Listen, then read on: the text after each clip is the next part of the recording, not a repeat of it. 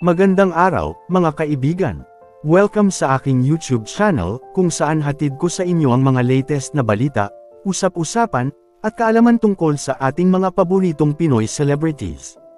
Para sa episode na ito, pag-uusapan natin ang tungkol sa pinakamayamang Pinoy celebrity sa Pilipinas ngayong 2024. Sino kaya ang may pinakamalaking net worth? Alamin natin. Simulan natin sa isang mabilis na overview ng ilan sa mga kilalang Pinoy celebrities na tinitingala natin ngayon. Meron tayong mga aktor, aktres, singers, at maging mga online influencers na kilala hindi lamang dito sa Pilipinas kundi pati na rin sa ibang bansa.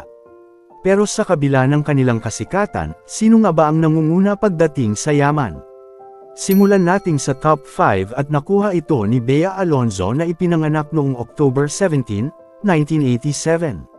Si Bea Alonzo ay kilala sa larangan ng pag-aartista at pagiging model.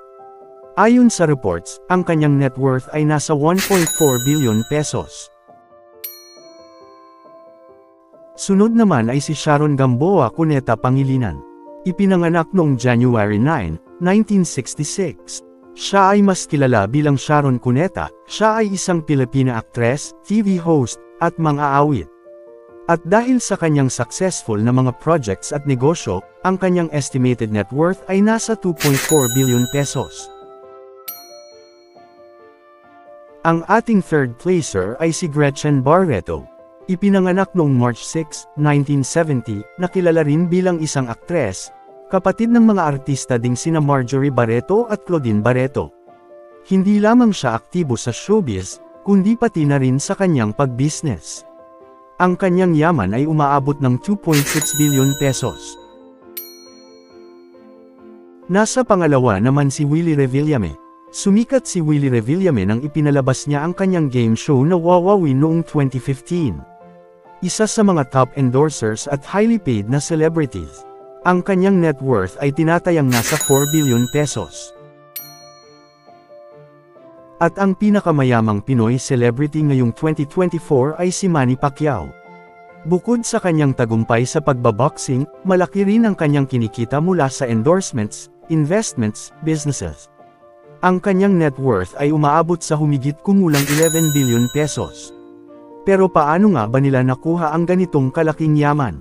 Maliban sa kanilang mga career, marami sa kanila ang nag-invest sa iba't ibang negosyo tulad ng real estate, restaurants, at online businesses. Ang iba naman ay may mga endorsement deals na nagkakahalaga ng milyon-milyon. Kung may natutunan tayo sa kanilang success stories, iyon ay ang halaga ng pagtitiyaga, pagiging matalino sa paghawak ng pera, at pag-i-invest para sa kinabukasan. Hindi lang sila umaasa sa kanilang kita sa showbiz, kundi naghanap din sila ng ibang paraan para palaguin ang kanilang yaman. At dyan nagtatapos ang ating vlog para sa araw na ito. Kung nagustuhan nyo ang video na ito, huwag kalimutang mag-like, mag-subscribe, at i-hit ang notification bell para lagi kang updated sa mga bagong videos na kagaya nito. Salamat sa panunood, at kita-kits ulit sa susunod na episode. Maraming salamat!